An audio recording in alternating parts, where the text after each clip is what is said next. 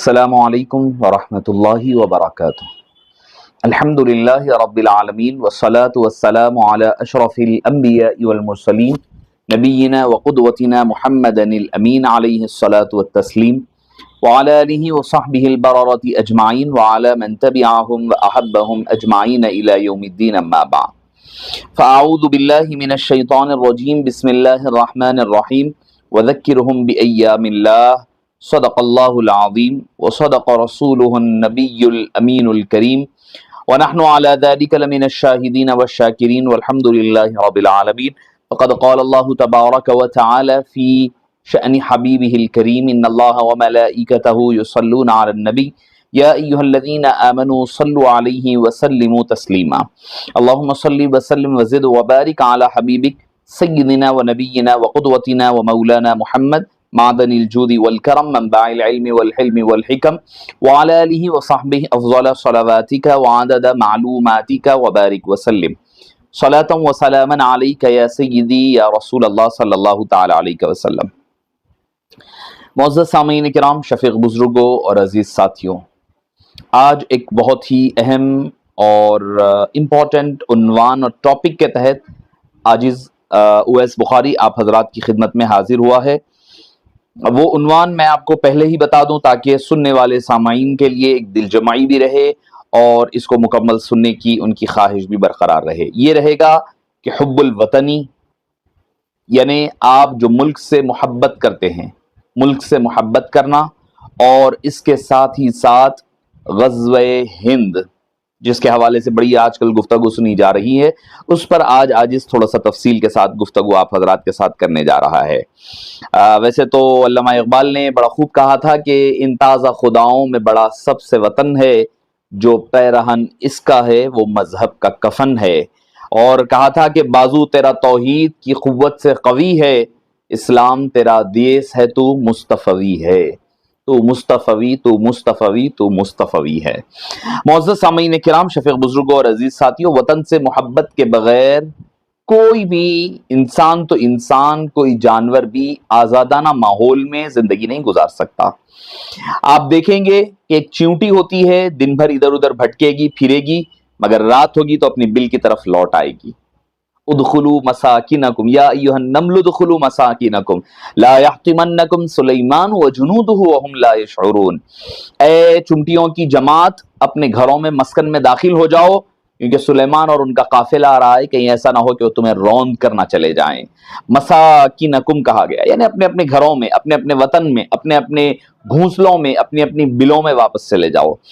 حدیث پاک میں بھی آتا ہے کہ قیامت کے قریب ایمان ایسے ہی لوٹ کر واپس چلے جائے گا جیسے کہ ایک سانپ اپنی بل میں لوٹ کر آتا ہے۔ یعنی آدمی تو آدمی ہے، جانور بھی جس جگہ پر رہتا ہے، جس گھر میں رہتا ہے، جس مقام پر رہتا ہے، اس کو اس سے ایک انسیت ہو جاتی ہے، ایک تعلق بن جاتا ہے، ایک اس کو اس سے محبت ہو جاتی ہے، ایک فزیکل ایموشنل اٹیچمنٹ ہو جاتا ہے۔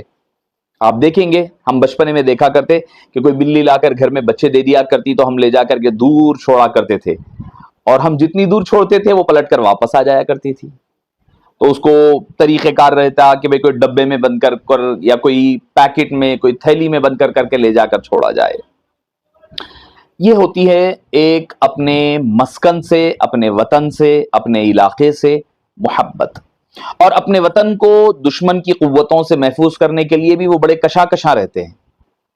یا ایھا النمل ادخلوا میں آپ کو اس کی طرف اشارہ ملتا ہے کہ حضرت سلیمان کے آنے سے پہلے جو چیونٹیوں کی سردارنی تھی، لیڈر تھی، ان کی لیڈی تھی وہ، کیونکہ النملہ آیا ہے، سورے کا نام النمل ہے، میسکولائن مذکر، مگر ایھن یا قالت یا ایتھا النمل ادخلوا، قالت فرمایا، یعنی وہ ایک فیمینائن تھی، چیونٹی جو ہے وہ فیمینائن تھی۔ تو معزز سامعین کرام، جس قوم کے دل میں وطن کی محبت نہیں، پھر اس کا مستقبل تاریک ہو جاتا ہے۔ وہ قوم اور ملک اور وہ علاقہ پارا پارا ہو جایا کرتا ہے۔ وطن سے محبت اسلام کے ہرگز خلاف نہیں ہے۔ معزز سامعین کرام، ایک امام راغب الاصفہانی نے اپنی کتاب محاضرۃ الادباء میں فرماتے ہیں لولا حب الوطنی لخربت بلاد السوء، فرماتے ہیں کہ اگر وطن سے محبت نہیں ہوتی تو ہوتا یہ کہ لوگ جو ہے پسماندہ غریب جو ممالک ہیں نا وہ تباہ ہو جاتے، ختم ہو جاتے، کیونکہ لوگ تو یہ چاہتے کہ وہ اپنے اعلیٰ سے اعلیٰ اچھے ممالک جہاں پر ان کو اچھی فیسلٹیز ہے، جہاں رہنے کی سہولیات ہے، وہ وہاں جا کر بس جاتے اور وہ اپنے ممالک کو ویرانیوں کی تصویر بنا دیا کرتے۔ اسی لیے کہا گیا کہ اپنے وطنوں کی محبت سے ہی ملک و قوم کی تعمیر اور ترقی ہوتی ہے۔ اب میں آپ کو چند باتیں اسلام کی روح سے آپ کے گوش و گزار کرنا چاہوں گا۔ میں نے آیت کریمہ پڑھی ہے وَذَكِّرْهُمْ بِأَيَّامِ اللَّهِ، اور اپنے دنوں کو یاد کرتے رہو، اللہ کے دنوں کا چرچا کرتے رہو۔ آپ جو حضرات قرآن کریم کے علوم سے واقف ہے وہ میری اس بات کی تائید بھی کریں گے اور ان کو اس بات کا اندازہ بھی ہے کہ حضرت سیدنا موسیٰ علیہ السلام کو اللہ نے فرعون سے جو نجات عطا فرمائی، آزادی دی، انڈیپینڈنس ملا، تو اس کے شکرانے میں اللہ تعالیٰ فرما رہا ہے کہ پہلے تو فرمایا کہ اے میری قوم، جب حضرت موسیٰ علیہ السلام نے اپنی قوم کو یا قوم ادخلوا الارض المقدسۃ التي كتب اللہ لکم ولا ترتدوا على ادبارکم فتنقلبوا خاسرین، اے میری قوم اس ارض مقدس میں جو تمہاری اپنی جگہ تھی، تمہارا اپنا وطن تھا، جہاں سے تم گئے تھے مصر میں یوسف علیہ السلام کے دور میں، اس کے بعد وطن میں تم واپس نہیں لوٹے، اب جب واپس آ رہے ہو ادخلوا المقدسۃ التی، اس وطن میں داخل ہو جاؤ، مقدس ارض مقدس میں، فتنقلبوا، کیا فرمائے، لا ترتدوا علی ادبارکم، اپنے پیٹ مت دکھایا کرو، اپنے وطن کو پیٹ مت دکھاؤ، اپنے وطن کے لیے اپنے سینہ سپر ہو جایا کرو، اس کی حفاظت کے لیے، اس سے محبت کے لیے اپنے دلوں کو روشن کر لیا کرو۔ ولا ترتدوا علی ادبارکم فتنقلبوا خاسرین، اگر تم ایسا کرو گے کیا ہوگا، گھاٹا اور نقصان تمہارا ہوگا۔ پہلی دلیل۔ تو جب وہ واپس گئے، اللہ نے فرمایا یہ دن جس میں وہ اپنی ارض مقدس میں داخل ہوئے، آزادی ملی فرعون سے، اور اپنا مادر وطن، مدر لینڈ ان کو واپس مل رہا ہے، اللہ فرما رہے وَذَكِّرْهُمْ بِأَيَّامِ اللَّهِ، یہ اللہ کے دن ہے جو اللہ نے تمہیں آزادی بھی عطا فرمائی، تمہیں تمہارا اپنا وطن واپس عطا فرمایا۔ یہ کیا ہے؟ یہ ایام اللہ، اللہ کے دن ہے، اس کا خوب چرچا کیا کرو، نمبر ایک۔ دوسری آیت کریمہ حضرت سیدنا ابراہیم علیہ السلام کی میں آپ کے گوش و گزار کرنا چاہوں گا۔ حضرت ابراہیم علیہ السلام جب مکہ مکرمہ میں اپنی بیوی اور بچوں کو چھوڑے، قرآن میں 2 مرتبہ ذکر ملتا ہے۔ قرآن میں کوئی چیز ریپیٹیشن نہیں ملے گی، ریپیٹیشن ملے گی تو اس کی امپورٹنس ملے گی، جو چیز اہم ہوتی ہے قرآن میں وہ کم سے کم 2 مرتبہ آتی ہے۔ حضرت ابراہیم علیہ السلام نے کیا دعا کی؟ وَإِذْ قَالَ إِبْرَاهِيمُ رَبِّ اجْعَلْ هَذَا بَلَدًا آمِنًا، اے اللہ میرے اس شہر کو، میرے اس وطن کو، اس وطن عزیز کو، اس بلد مقدس کو امن والا بنا دے۔ هَذَا بَلَدًا آمِنًا وَارْزُقْ أَهْلَهُ مِنَ الثَّمَرَاتِ، یہاں کے رہنے والوں کے لیے ثمرات، کھانے پینے کی غذاؤں کا انتظام فرما دیجئے۔ وَارْزُقْ أَهْلَهُ مِنَ الثَّمَرَاتِ، یہ حضرت ابراہیم کی دعا، اور پھر آگے چلے جائیں اور ایک جگہ وَإِذْ قَالَ إِبْرَاهِيمُ رَبِّ اجْعَلْ هَذَا الْبَلَدَ آمِنًا وَاجْنُبْنِي وَبَنِيَّ أَن نَّعْبُدَ الْأَصْنَامَ رَبِّ إِنِّي أَسْكَنْتُ مِن ذُرِّيَّتِي بِوَادٍ غَيْرِ ذِي زَرْعٍ عِندَ بَيْتِكَ الْمُحَرَّمِ، یہ ساری دعائیں کیا ہے؟ حضرت ابراہیم علیہ السلام اپنے وطن عزیز کے لیے فرما رہے ہیں۔ آپ کوئی کہے گا کہ نہیں مکے کے لیے کر رہے ہیں، دونوں معنی ہوں گے، مکے کے لیے بھی کی جا رہی ہے، اپنے وطن عزیز کے لیے بھی کی جا رہی ہے۔ وطن عزیز کے لیے پہلے کیوں نہیں کیا انہوں نے؟ بھئی اللہ کا گھر اگر ہے، بیت المقدس مکہ مکرمہ ہے، دنیا کے بت قدوں میں پہلا وہ گھر خدا کا، ہم پاسباں ہیں اس کے، وہ پاسباں ہمارا، اگر یہی مقصد ہے تو جب وہ شام میں تھے تو دعا کیوں نہیں فرمائی مکے کے لیے؟ جب اپنی بیوی بچوں کو چھوڑا، مکے کو اپنا مسکنت بنایا، اپنا وطن بنایا، تب یہ دعا فرمائی ربنا وَإِذْ قَالَ إِبْرَاهِيمُ رَبِّ اجْعَلْ هَذَا بَلَدًا آمِنًا وَارْزُقْ أَهْلَهُ مِنَ الثَّمَرَاتِ مَنْ آمَنَ مِنْهُمْ بِاللَّهِ وَالْيَوْمِ الْآخِرِ۔ یہ دعائیں کیا ہے؟ اپنے وطن کے لیے دعا کرنا ہے، اپنے وطن کے لیے دعا کرنا ہے۔ اللہ تعالیٰ نے حضرت داؤد، حضرت طالوت کے ذریعے سے جالوت پر اللہ نے کامیابی عطا فرمائی، ان کو ان کا وطن عزیز واپس دلایا۔ یہ تو میں قرآن کریم کی چند آیتیں آپ کے سامنے پیش کر رہا تھا۔ اسوہ مبارکہ میں اس لیے آپ کو بتا رہا ہوں، پہلے قرآن و حدیث سے وطن کی محبت کیا ہے دیکھ لیں۔ لوگ یہ سمجھتے ہیں کہ چونکہ موجودہ دور میں ہم دیکھ رہے ہیں کہ انڈیا اور پاکستان کی جو جنگ چل رہی ہے، تو لوگ ہمیں یہ کہا جا رہا ہے، بتلایا جا رہا ہے پڑوسی ملک کے حضرات سے بڑے عجیب انداز میں. میں سمجھتا تھا کہ علماء کرام یقیناً بہت بڑے بڑے علماء نام سمجھتے تھے ہم، بڑے سینسیبل آدمی ہوں گے، بڑے سینسیبل لوگ ہوں گے، مگر نہ جانے یہ جو سیاسی جنگیں ہیں، سیاسی جو زمینی لڑائیاں ہیں، انہوں نے اس کو مقدس جنگیں بنا دیا ہے. اس کو لے جا کر کے کہاں سے کہاں قلابے ملا رہے ہیں. کوئی ابرہا اور ابابیل کی فوج سے اس کا تقابل ہو رہا ہے، کہیں پر کوئی لے جا کر کے بدر کی لڑائی سے اس کا تقابل کر رہے ہیں، کہیں لے جا کر کوئی اور لڑائی سے، کہیں کوئی اور جنگ سے. اللہ اکبر کبیرہ. یہ کیا؟ یہ جہالت ہے اور کچھ نہیں ہے، یہ جذباتیت ہے. اس کی وجہ سے یہ بتلانا ضروری ہے کہ آپ جس وطن میں رہ رہے ہیں اس سے محبت کرنا کس قدر اہم ہے. مصطفیٰ کریم علیہ الصلوۃ والسلام پر جب پہلی وحی کا نزول ہوا، آپ کے اوپر کپکپی سی طاری ہوئی. حضرت بی بی خدیجہ رضی اللہ عنہا و سلام اللہ علیہا نے اپنے بھائی حضرت ورقہ بن نوفل کے پاس لے گئی رضی اللہ عنہ وارضاہ. انہوں نے جب ساری باتیں سننے کے بعد انہوں نے کہا کہ اے محمد، اور یہ امام سہیلی نے ایک باب باندھا ہے، حب الرسول صلی اللہ علیہ وسلم وطنہ، آپ صلی اللہ علیہ وسلم کی اپنے وطن سے محبت کے چیپٹر میں حدیث یہ واقعہ ذکر فرمایا ہے. فرمانے کے بعد، اور یہ حدیث پاک میں بھی ہے، تو آقا کریم علیہ الصلوۃ والسلام نے جب حضرت ورقہ بن نوفل نے کہا کاش میں اس وقت زندہ ہوتا جب آپ کی قوم آپ کو اپنے اس ملک سے، اس مقام سے نکالے گی، تو آقا کریم علیہ السلام کے الفاظ کیا تھے؟ او مخرجیہم، او مخرجیہم، یہ قوم مجھے اس وطن سے، اس مقام سے نکال دے گی. یعنی کرب کا عالم دیکھیے، آپ کی بے چینی و بے قراری کا عالم دیکھیے. یعنی کیا میری قوم مجھے میرے وطن جس میں رہا ہوں، بلا پڑا ہوں، چھوٹے سے بڑا یہاں تک آیا ہوں، 40 سال گزر چکے ہیں میری عمر کے، میری قوم اس وطن سے نکال دے گی؟ امام سہیل اس کے بعد لکھتے ففی ھذا دلیل علی حب الوطن وشدت مفارقتہ علی النفس. اس میں آپ صلی اللہ علیہ وسلم کی اپنے وطن سے شدید محبت پر دلیل ہے، اور وہ یہ کہ اپنے وطن سے جدائی آپ پر کتنی شاق گزری ہے. الروض الانف جلد نمبر 1 صفحہ نمبر 413 414. پھر ہجرت کی بات آئے تو دیکھیے آپ اپنے وطن سے محبت کا کیا عالم تھا. آقا کریم علیہ الصلوۃ والسلام جب مکہ مکرمہ سے باہر نکلے، اپنے آبائی وطن کی طرف رخ کرنے لگے، ما اطیبک من بلد واحبک الی ولو ان قومی اخرجونی منک ما سکنت غیرک. سنن الترمذی جلد نمبر 5 حدیث نمبر 3926 3926. کیا فرمایا آقا؟ اور یہ صحیح حدیث پاک ہے.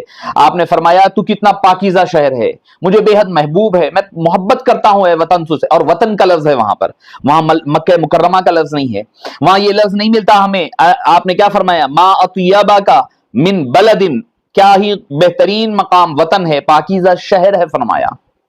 اور مجھے کتنا محبوب ہے، اگر میری قوم مجھے یہاں سے نکلنے کے لیے مجبور نہ کرتی تو میں کہیں اور جا کر کے سکونت اختیار نہیں فرماتا. یہ وطن سے محبت ہے. یہ تھی آپ کی ایک حدیث پاک. یعنی اتنے آپ، اچھا دوسری اور حدیث پاک. اب جب مدینہ پاک آ گئے، بخاری شریف کی حدیث پاک ہے، والیوم نمبر 2 ہے، حدیث نمبر 1787 ہے. حدیث پاک کیا ہے؟ ان النبی صلی اللہ علیہ وسلم کان اذا قدم من سفر فنظر الى جدرات المدینہ اوضع راحلته. جب آپ مدینہ پاک کے قریب پہنچتے، سفر سے واپس ہوتے، مدینے کی دیواروں کو دیکھتے، اپنی اونٹنی کی رفتار کو تیز فرما دیتے، تیزی کے ساتھ گزرتے، اور اگر دوسرے جانور پر سوار ہوتے تو مدینہ منورہ کی محبت میں اسے ایڑی مار کر تیز بھگایا کرتے تھے. ابن حجر فرماتے ہیں ففی الحدیث دلالۃ علی فضل المدینہ وعلی مشروعیت حب الوطن. کہ یہ دلیل ہے اس بات کی، مدینہ پاک کی فضیلت بھی ہے اور وطن سے محبت کی مشروعیت بھی اس سے ثابت ہوتی ہے. اچھا، پھر اور ایک حدیث پاک بخاری ہی کی ہے، والیوم نمبر 5 ہے، حدیث نمبر 5413 ہے. آپ صلی اللہ علیہ وسلم، میں نے اس کو ایک درس بخاری کا، ہمارا جو 40 کا تھا، اس میں ہی میں نے ذکر کیا ہے. کیا آپ صلی اللہ علیہ وسلم کو جب پتا چلا کہ چند صحابہ کرام بیمار ہو گئے، بخار آ گیا، تو آپ نے کیا کیا؟ ارشاد فرمایا بسم اللہ تربت ارضنا بریقت بعضنا یشفا سقیمنا باذن ربنا. کہ اللہ کے نام سے ہماری یہ زمین، یعنی وطن عزیز کی مٹی میں سے بعض کے لعاب سے ہمارے بیمار کو ہمارے رب کے حکم سے شفا دیتی ہے، یعنی وطن کی مٹی، بزرگوں کے لعاب اور اللہ تعالیٰ کے حکم سے، اذن سے بیماروں کو شفا دیا کرتی ہے۔ معزز سامعین کرام، شفیق بزرگوں اور عزیز ساتھیوں، میں اور زیادہ تفصیلات میں آپ کو نہیں ذکر لے جاؤں گا۔ اب جو حدیث پاک اکثر آپ کو ملتی ہے، حب الوطن من الایمان، یہ حدیث پاک موضوعات میں ملا علی قاری وغیرہ نے لکھا ہے، یہ اس میں یعنی بالکل ضعیف حدیث پاک ہے۔ وطن سے محبت یہ ایمان کی نفی نہیں کرتی، یعنی اپنے وطن کے ساتھ محبت رکھنے سے بندہ دائرہ اسلام سے خارج نہیں ہوتا۔ حاصل کلام تو یہ ہے کہ ہمیں اپنے وطن عزیز سے بے پناہ اٹوٹ محبت، ہندوستان سے ہمیں اٹوٹ محبت کرنی چاہیے، اس کی تعمیر میں، اس کی ترقی میں اور اس کو آگے بڑھانے میں، اس میں اپنی خدمات کو پیش کرنے میں اپنا بھرپور حصہ ادا کرنا چاہیے۔ وطن سے محبت صرف جذباتی نعروں اور جذباتی باتوں تک محدود نہ ہو، بلکہ ہم گفتار سے زیادہ کردار کے غازی بننا پڑے گا۔ اور وہ چیز علامہ اقبال نے سارے جہاں سے اچھا ہندو ستا ہمارا، ہم بلبلے ہیں اس کے یہ گل ستا ہمارا۔ تو معزز سامعین کرام، شفیق بزرگوں اور عزیز ساتھیوں، میں نے آپ کو چند باتیں پیش کی ہے اس بات کو واضح کرنے کے لیے کہ وطن سے محبت ایمان کا حصہ ہے۔ آپ جس وطن میں رہ رہے ہیں اس سے محبت، آپ مکہ مکرمہ سرکار دو عالم صلی اللہ علیہ وسلم چھوڑ کر جا رہے تھے، مکہ مکرمہ اس وقت کوئی اسلامی ملک نہیں تھا۔ آج یہ جو خط لوگوں کے ذہنوں میں بٹھایا جا رہا ہے، ہمارے پڑوسی ملک کے بعض لوگ، بعض علماء کہہ کر کہ بھئی نہیں جب ہم آئیں گے تو خدا نہ خواستہ ایسا کوئی دن امکان ہی نہیں ہے، آئیں گے تو ہندوستان کے مسلمان ساتھ دیں گے، یہ اپنی غلط فہمیوں سے باہر نکلنا ہوگا۔ آقا کریم علیہ السلام نے جو مکہ مکرمہ کے لیے فرمایا نا، کب فرمایا؟ مکہ مکرمہ پورا مکمل کفر کا مرکز بنا ہوا ہے، باہر و اطراف 360 بت رکھے ہوئے ہیں، اس وقت فرما رہے ہیں کہ میں اپنا یہ ملک چھوڑ کر نہ جاتا اگر میری قوم مجھے یہاں سے نکلنے کے لیے مجبور نہ کرتی۔ یہ ہے وطن سے محبت، آقا کریم علیہ السلام کی تعلیمات کا سر چشمہ ہے اور ایک خاص حصہ ہے۔ اب چونکہ ایک بہت زیادہ طبقہ ہمارا اس حدیث پاک کو لے کر، ہمارے ابنائے وطن کے درمیان بھی بہت سارا وہ ایک ماحول بڑا خراب کریٹ کیا جا رہا ہے اور ان کے اندر بھی غلط فہمیاں پائی جا رہی ہے، اور ساتھ ہی ساتھ مسلمان بڑے پریشان، ارے بھئی یہ تو حدیث سے بتایا جا رہا ہے، اور بڑے ماشاءاللہ سے پتہ نہیں کون سی مسلمانوں کی خدمت کر رہے ہیں یہ لوگ، کہ بھئی ان کو سوچنا چاہیے، وہاں کے علماء، کوئی بھی مکتب دیوبندی ہو، بریلوی ہو یا سنی ہو یا جو بھی مکاتب فکر کے حضرات ہے، میں سمجھتا تھا کہ کچھ سنجیدگی ان حضرات میں ہوگی، کوئی سنجیدگی نہیں۔ بھئی آپ کے پاس جتنے مسلمان پورے ملک میں ہوں گے، پورے ملک کی جتنی آبادی ہے اس سے کئی گنا زیادہ آبادی تو یہاں ہندوستان میں مسلمانوں کی ہے۔ آپ ان کے لیے ایسی آکورڈ سچویشن پیدا کر دینا کہ جس میں کہ مسلمان پریشان ہوں، یہ کوئی بصیرت، حکمت یا اسلام کی خدمت نہیں ہو سکتی۔ اور میں ایک بات ویری کیٹیگوریکلی، میں بڑا کلیئرلی کہہ دوں کہ یہ جو جنگ ہے یہ زمین کی جنگ ہو رہی ہے، یہ کوئی اسلامی جنگ نہیں ہے جس کو آپ جو ہے جنگ بدر سے ملا دیں، کوئی لے جا کر کے اس کو ابابیل اور ابرہہ سے جوڑ دیں۔ پہلی بات یہ کلیئر کر لیں، یہ کوئی اسلامی جنگ نہیں ہے کہ جو ہے اس قسم کی باتیں کہنا کہ مسلمانوں کے ساتھ یہاں کے مسلمانوں کو، غیر مسلمین کو ایک پلڑے میں رکھ دینا اور خود کو اپنے آپ کو اعلیٰ و افضل سمجھنا، یہ کوئی اسلامی تعلیمات ہرگز نہیں ہے۔ یہ بات کی وضاحت کے بعد میں چونکہ اس بات پر آؤں گا کہ غزوہ ہند سے متعلق جو ہے بہت ساری باتیں ہو رہی ہے، بہت سارے میڈیا چینلز اس کو کور اپ کر رہے ہیں، غیر مسلمین بھی ہم سے سوال کر رہے ہیں، اپنے مسلموں میں بھی بہت سارے لوگ ہم سے سوال کر رہے ہیں۔ تو اس چیز کی میں نزاکت کو محسوس کرتے ہوئے اس بارے میں آپ حضرات کے سامنے تحقیقی بات، کوئی اپنی طرف سے جذباتیت پر نہیں، تحقیقی بات آپ حضرات کے سامنے پیش کرنے کی سعادت حاصل کروں گا۔ دیکھیے کہ غزوہ ہند سے متعلق جو ہے مختلف روایات ملتی ہے، جو کم و بیش، کم سے کم میں نے، میری نظر سے 5 حدیثیں گزری ہے، مگر 4 پر میں نے اس پر تحقیق کی ہے، وہ آپ حضرات کے سامنے خلاصے کے طور پر، تفصیل میں نہیں جاؤں گا، خلاصے کے طور پر پیش کروں گا۔ سب سے پہلی حدیث پاک سن لیں، حضرت ثوبان رضی اللہ عنہ وارضاہ سے حدیث پاک مروی ہے۔ اسے امام مسند احمد بن حنبل نے حدیث نمبر 22,396، حدیث نمبر المعجم الاوسط نے اس کو حدیث نمبر 6741، بیہقی نے اس کو 18600، یہ حدیث پاک ہے۔ حدیث پاک کیا ہے ذرا الفاظ سن لیجئے۔ کیا ان ثوبہ مولا رسول اللہ صلی اللہ علیہ وسلم قال، مولا یعنی حضرت آپ صلی اللہ علیہ وسلم کے جو غلام تھے حضرت ثوبان، ان سے مروی ہے، قال رسول اللہ صلی اللہ علیہ وسلم، آقا کریم علیہ الصلوۃ والسلام نے فرمایا، اصبتان من امتی احذرهم اللہ من النار، دو گروہ، دو ٹکڑیاں جو اللہ تعالی جن کو دوزخ کے آگ سے محفوظ رکھے گا، عصابۃ تغزو الہند، ایک گروہ ہند کی طرف غزوہ کرے گا، یعنی غزوہ ہند کی طرف جائے گا، ہند کی طرف جہاد کرے گا، وَعِصَابَةٌ تَكُونُ مَعَ عِيسَى ابْنِ مَرْيَمَ عَلَيْهِمَ السَّلَامُ، اور دوسرا جو گروہ ہوگا، جو ٹکڑی ہوگی، جو حضرت سیدنا عیسیٰ علیہ السلام کے ساتھ رہے گا۔ حدیث کے الفاظ سن لیے آپ نے، دو گروہ ہوں گے جو دوزخ میں نہیں جائیں گے، ایک غزوہ ہند کے حوالے سے فرمایا، ایک عیسیٰ ابن مریم علیہ السلام کے حوالے سے فرمایا۔ حدیث کے میں نے آپ کو، اب آئیے کہ میں نے جو حدیث پاک آپ کو سنائی ہے، ائمہ جرح و تعدیل کی عبارات سے معلوم ہوتا ہے کہ اس روایت کی سند کے ایک راوی کے علاوہ سارے راوی ثقہ ہے ایک راوی کے علاوہ، اور وہ راوی ہے ابو بکر بن ولید بن عامر الزبیدی۔ ان کی ائمہ کرام کے پاس کوئی توثیق اور تصدیق نہیں ملتی، اسی لیے ابن حجر الاسقلانی نے ان کو تقریب التہذیب میں مجہول الحال کہا ہے، اور ائمہ جرح و تعدیل کے ہاں یہ کمزور درجے کی جرح ہے، اور ایسے راوی کی روایت ضعیف بدرجہ خفیف ہوا کرتی ہے۔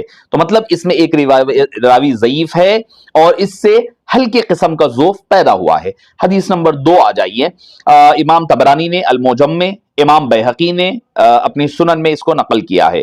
حدیث پاک وہی ہے، تھوڑی سی تبدیلی کے ساتھ، کہ ما عیسیٰ ابن مریم صلی اللہ علی محمد وعلی عیسیٰ، یہ الفاظ کے اضافے ہے، اور ابن حبان نے اس کو ثقات کہا ہے۔ اب تیسری حدیث پاک میں، فی غزوۃ الہند وعدنا رسول اللہ صلی اللہ علیہ وسلم فی غزوۃ الہند، آقا کریم، حضرت ابو ہریرہ سے مروی ہے یہ، وہ فرماتے ہیں کہ آقا کریم علیہ الصلوۃ والسلام نے ارشاد فرمایا، نے ہم سے غزوہ ہند میں شرکت کے بارے میں وعدہ لیا، فَإِذَا اسْتَشْهَدَتْ كُنْتُ مِنْ خَيْرِ الشُّهَدَاء، اگر میں اس لشکر کو پالوں تو اس میں شریک ہو کر شہید ہو گیا تو میں، کیا فرماتے ہیں حضرت ابو ہریرہ فرما رہے، تو میں بہترین شہداء میں سے رہوں گا، اور اگر غازی بن کر لوٹ آیا تو میں جنت سے آزاد ابو ہریرہ بن جاؤں گا، فانا ابو ہریرہ المحرر۔ اب ذکر کردہ جو حدیث پاک کی تفصیلات سے معلوم ہوا کہ حضرت ابو ہریرہ سے مروی روایت جبر بن عبیدہ کی وجہ سے یہ حدیث ضعیف ہے، البتہ اس میں بھی ضعف شدید درجے کا نہیں ہے، اس لیے کیونکہ یہ دو طرق سے یہ حدیث پاک منقول ہے، تو روایت کے اعتبار سے حسن لغیری ہی ہے۔ تیسری حدیث پاک بھی حضرت ابو ہریرہ سے منقول ہے، اور اس کو جو ہے امام اسحاق بن راہویہ رحمہ اللہ نے اپنی مسند اسحاق میں اس کو نقل کیا ہے۔ یہ حدیث پاک کیا ہے، یہ حدیث میں تھوڑی سی تفصیل ملتی ہے، میں تیزی کے ساتھ گزر جاؤں گا۔ ضرور تمہارا ایک لشکر ہند سے جنگ کرے گا، اللہ تعالیٰ ان مجاہدین کو فتح عطا فرمائے گا، حتیٰ کہ وہ مجاہدین سندھ، ایک روایت میں ہند ہے، اب دوسری روایت میں سندھ ہے، کہ بادشاہوں کو بیڑیوں میں جکڑ کر لائیں گے اور اللہ ان کی مغفرت فرمائے گا۔ پھر جب وہ مسلمان واپس لوٹیں گے، پلٹیں گے، تو شام میں حضرت عیسیٰ علیہ السلام کو پائیں گے۔ حضرت وہی بات ہے پھر کہ اگر میں پاؤں تو جو ہے اپنا نیا اور پرانا سامان سب بیچ دوں، بیچ کر کے اس میں شرکت کروں، اور اللہ تعالیٰ ہمیں فتح نصیب فرمائے گا۔ اور یا رسول اللہ، اس وقت میری شدید خواہش ہوگی کہ میں ان کے پاس پہنچ کر انہیں بتاؤں کہ میں آپ کا صحابی ہوں۔ تو آپ صلی اللہ علیہ وسلم نے مسکرایا، آخرت کی جنت کی دنیا کی جنت کی طرح نہیں ہوگی، آدمی حضرت عیسیٰ کے خوف کی حالت سے ملیں گے جیسا کہ موت کا خوف، وہ مردوں کے چہروں پر ہاتھ پھیریں گے اور ان کو جنت کے درجات کی بشارت دیں گے۔ اب اس حدیث پاک کی بحث کرنے کے بعد اب آئیے کہ میں تینوں احادیث طیبہ جو میں نے ذکر کیا ہے آپ کے سامنے ذکر کر دوں۔ پہلی روایت حضرت ثوبان سے جو صحیح یا کم سے کم حسن درجے کی ہے، دوسری روایت جو 3 طرق سے مروی ہے، تینوں طرق میں ضعف ہے، البتہ کثرت طرق کی وجہ سے اس کے اندر کا ضعف زائل ہو سکتا ہے۔ تیسری روایت جو 3 طرق سے مروی ہے، جس میں ہند کے ساتھ سندھ کا لفظ ہے، تو علی اختلاف روایہ کہ اس میں روایت میں تضاد نظر آتا ہے ایک دوسرے کے ساتھ، البتہ چونکہ اس روایت میں فنی اعتبار سے ضعف شدید نہیں ہے۔ میں یہ نہیں کہہ رہا ہوں کہ حدیث ضعیف ہے، پلہ نہیں جھاڑ رہا ہوں میں یہ فنی اعتبار سے پہلی بحث کیا ہوں میں نے آپ حضرات کو بتانے کے لیے کہ یہ حدیث میں ضعف ہے، مگر ضعف شدید قسم کا نہیں ہے۔ اب آئیے کیا غزوہ ہند کیا ہے اور کیا ہو چکا اور اس کا اطلاق کس پر ہوگا؟ حدیث میں تو ہے الفاظ غزوۃ الہند. نمبر ایک، سب سے پہلے ہند کا اطلاق کس پر ہوتا ہے؟ اگر آپ تاریخ کے آج کل جو سمجھا جا رہا ہے نا ہند مطلب یہ ہندوستان ہے، یہ ادھر کا پاکستان ہے، بیچ میں کشمیر ہے، ہم پاکستان سے نکل کر حملہ کریں گے اور ہم جو ہے جنتی بن جائیں گے، یہ سب خام خیالیاں ہیں، سب یہ خام خیالیاں ہیں. پہلی چیز یہ آپ دیکھ لیں کہ ہند کہتے کس کو ہیں. کیا آقا کریم علیہ السلام کے دور مبارک میں کیا ہند کا لفظ تھا ہندوستان کا؟ اس کو کیا کہا جاتا تھا اس وقت؟ اور ہند کا اطلاق کس پر ہوتا ہے؟ کون سمجھائے گا؟ آپ کو تاریخی کتب سے پڑھنا پڑے گا. آئیے آپ کو بتاؤں میں. شروع میں پورے بر صغیر کے علاقے کا کوئی ایک نام نہیں تھا، مختلف ریاستوں کے الگ الگ نام تھے، بنگال، سندھ، بہاولپور، حیدرآباد، کشمیر وغیرہ وغیرہ. انہی میں سے ایک ہند تھا جو دریائے سندھ کے پار یعنی مشرقی علاقے کو کہا جاتا تھا جہاں سنسکرت لینگویج میں بات چیت ہوتی تھی. کیونکہ جب اہل فارس نے اس علاقے کو فتح کیا، کامیاب کیا، انہوں نے دریائے سندھ کی مناسبت سے اس کا نام ہندوا رکھا، ہندو رکھا، بعد میں جا کر کے یہ ہند بن گیا. البتہ اہل عرب مشرق کی طرف کے تمام علاقوں کو ہند سے تعبیر کرتے ہیں. اس کی تفصیلات آپ کو دیکھنا ہے تو اردو دائرۃ المعارف جلد نمبر 23 صفحہ نمبر 173 اور چھپی بھی ہے یہ پاکستان سے، پنجاب یونیورسٹی نے چھاپا ہے. مصر کے قدیم جغرافیہ دان لفظ ہندو کو سندھ کے علاقے مشرقی سے تعبیر کرتے ہیں. ہند سے جنوبی مشرقی ایشیا کے ممالک بھی مراد لیتے ہیں. چنانچہ جب ہند کے بادشاہ یا ہند کے علاقہ کہا جاتا ہے تو اس سے صرف ہند مراد نہیں ہوتا بلکہ اس میں انڈونیشیا، ملایا اور مکران، بلوچستان، پنجاب کا کچھ حصہ اور شمالی مغربی سرحدی صوبے بھی شامل ہوتے ہیں. ایسا کوئی نام نہیں تھا جس کا اطلاق پورے ہندوستان پر ہو یا ہند اور سندھ مل کر ہی ہندوستان کو ظاہر کرتا ہے. یہ تمام جغرافیائی پوائنٹ آف ویو سے، ہسٹوریکل پوائنٹ آف ویو سے بالکل غلط ہے. ہر صوبے کا الگ الگ نام ہوا کرتا تھا، ہندوستان ایک خاص کوئی نام نہیں ہوتا تھا. اب آپ کو میں نے جو آگے بات بتائی ہے، ہند کے اطلاق میں عرب اور اہل فارس کے ہاں دریائے سندھ کا مشرقی علاقہ بحر سورج شامل تھا جو آج ہندوستان کا حصہ نہیں ہے.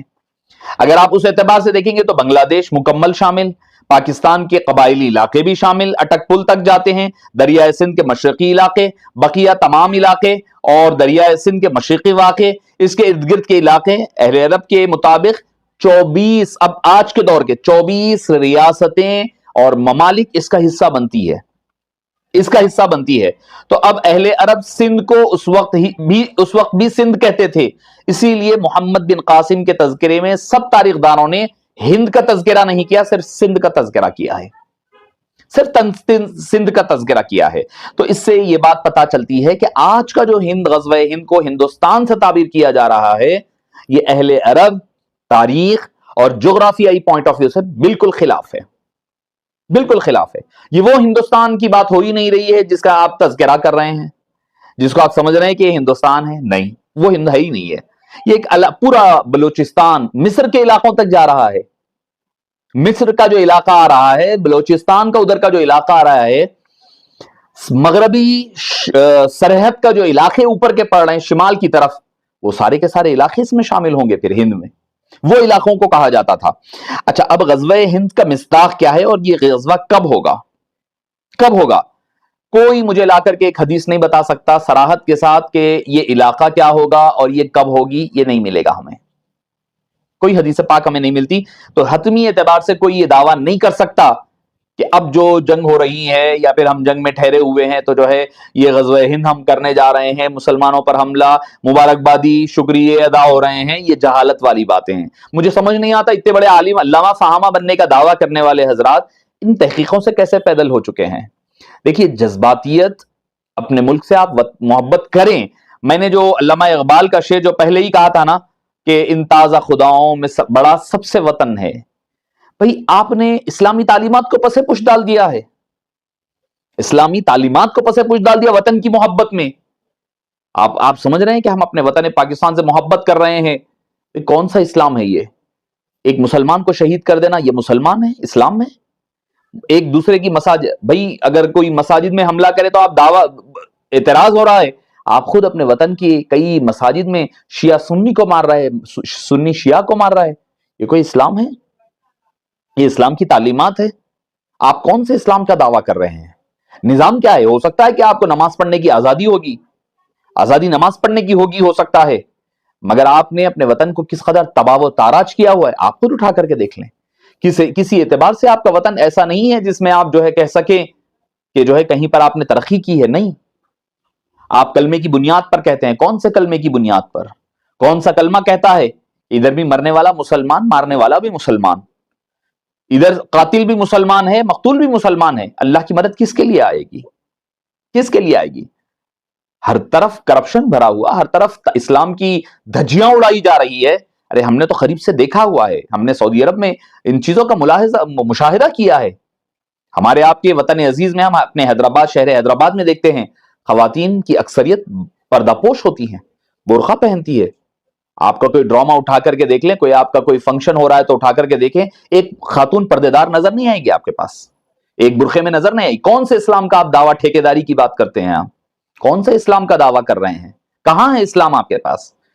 آپ زبانی طور پر گفتار کا غازی بن تو گیا، کردار کا غازی بن نہ سکا۔ میں بڑی ذمہ داری کے ساتھ کہتا ہوں کہ ہندوستان کے مسلمان جتنی آزادی کے ساتھ، جتنی دلی جذبات کے ساتھ، دلی یکسوئی کے ساتھ، اپنی مرضی کے ساتھ، کوئی زبردستی نہیں ہے، جتنا اسلام پر عمل پیرا ہے اتنا کوئی اور ملک میں، اسلامی ملک میں، سو کالڈ اسلامک ملک میں بھی اتنا پابندی کے ساتھ اسلام پر عمل نہیں ہو رہا ہے۔ یہ میں چونکہ بڑی ذمہ داری کے ساتھ عرض کر رہا ہوں۔ تو غزوہ ہند کیا ہے؟ تو میں نے کہا نا کہ کوئی حدیث پاک میں صراحتاً اس کا لفظ نہیں ملتا کہ کب ہوگی، کہاں ہوگی، کیسا ہوگی، کوئی لفظ نہیں ملے گا۔ اب پہلا قول میں آپ کے سامنے ذکر کر رہا ہوں، بڑی نوجوان حضرات جو میری اس ویڈیو کو دیکھ رہے ہیں بڑی غور سے سنیں۔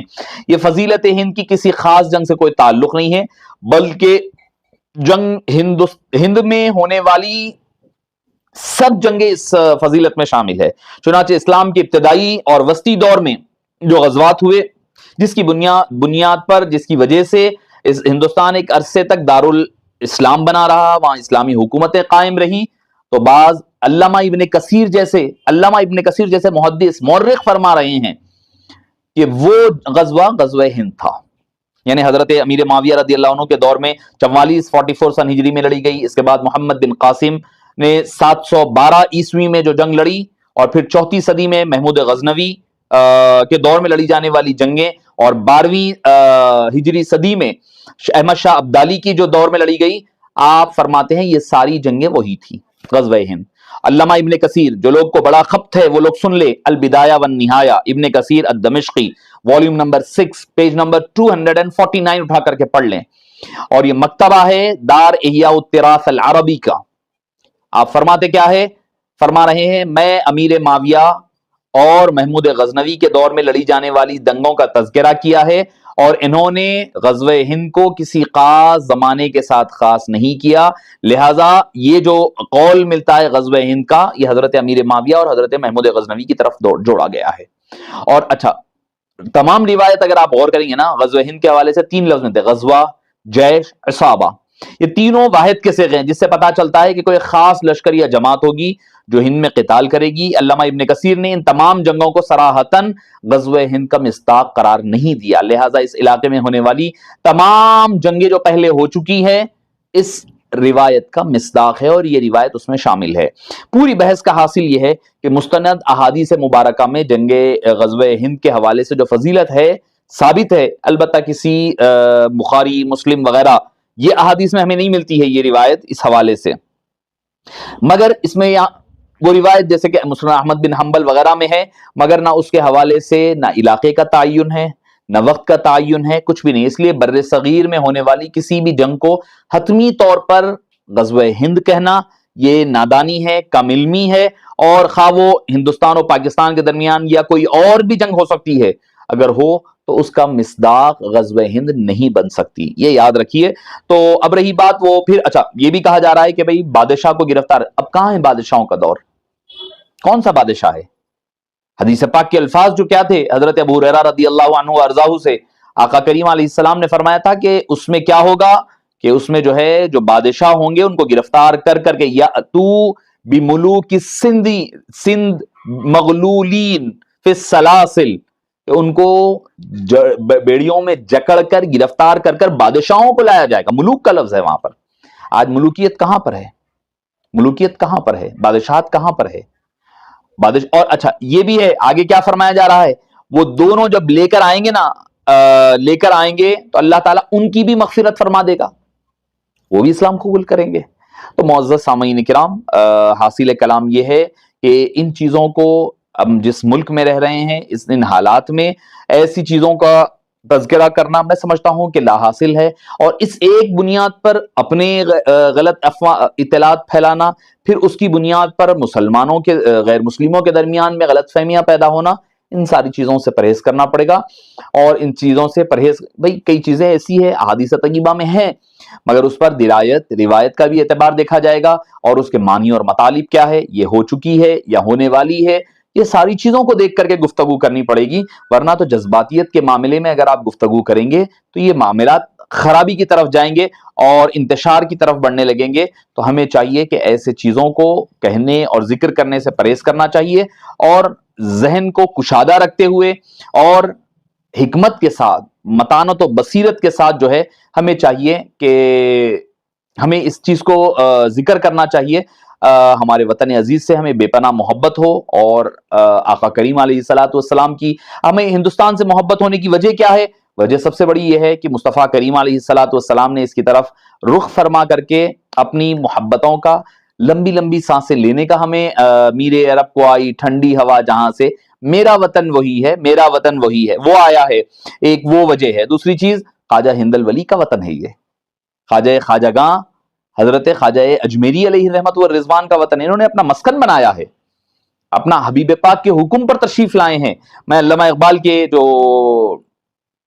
اشعار ہے کہہ کر کے اپنی گفتگو کو میں سمیٹ لوں گا کہ سارے جہاں سے اچھا ہندوستاں ہمارا، ہم بلبلیں ہیں اس کی یہ گلستاں ہمارا. غربت میں ہو اگر ہم رہتا ہے دل وطن میں، سمجھو وہیں ہمیں بھی دل ہو جہاں ہمارا. پربت وہ سب سے اونچا ہمسایہ آسماں کا، وہ سنتری ہمارا وہ پاسباں ہمارا. گودی میں کھیلتی ہے اس کی ہزاروں ندیاں، گلشن ہے جس کے دم سے رشک جنا ہمارا. اے آب رود گنگا وہ دن ہے یاد تجھ کو، اترا تیرے کنارے جب کارواں ہمارا. مذہب نہیں سکھاتا آپس میں بیر رکھنا، مذہب نہیں سکھاتا آپس میں بیر رکھنا. ہندی ہے ہم وطن ہے ہندوستاں ہمارا. یونان و مصر و روما سب مٹ گئے جہاں سے، اب تک مگر ہے باقی نام و نشاں ہمارا. کچھ بات ہے کہ ہستی مٹتی نہیں ہماری، صدیوں رہا ہے دشمن دور زماں ہمارا. اقبال کوئی محرم اپنا نہیں جہاں میں، معلوم کیا کسی کو درد نہاں ہمارا. ہندوستاں ہمارا، ہندوستاں ہمارا. معزز سامعین کرام، یہ بہت اہم گفتگو تھی. آپ حضرات اس کو ایک مرتبہ نہیں 2 مرتبہ غور سے سنیے، تاکہ آپ کو پتا چل سکے کہ اس کی تفصیلات، وطن سے محبت، اور ساتھ ہی ساتھ یہ غزوہ ہند کے حوالے سے تفصیلات آپ حضرات کے گوش و گزار کرنے کی سعادت حاصل کی جا رہی تھی. اللہ پاک سے دعا ہے کہ اللہ تعالیٰ ہمارے وطن عزیز میں امن و امان کو قائم فرما، ہمارے تمام ابنائے وطن کو باری تعالیٰ امن و امان کے ساتھ، صحت و سلامتی کے ساتھ، شیر و شکر کے ساتھ رہنے کی توفیق نصیب فرما، اور ہمیں اپنے وطن سے بے پناہ محبت کرنے اور اس کی ترقی میں اپنا حصہ ادا کرنے کی توفیق نصیب فرما. اور پاک پروردگار ہمیں چین، سکون اور امن کے ساتھ ہمیں اس خوبصورت گہوارے میں رہنے اور اسی کے اندر ہم رہنے اور بسنے اور خاتمہ نصیب فرما، اور ہمارے ملک کو خوب ترقی عطا فرما، اور اس کی ترقی میں ہمیں ہمارا بڑا رول اور حصہ بنا دے. وصلی اللہ تعالی وسلم علی خیر خلقہ سیدنا ونبینا ومولانا محمد وعلی آلہ وصحبہ اجمعین، والحمد للہ رب العالمین.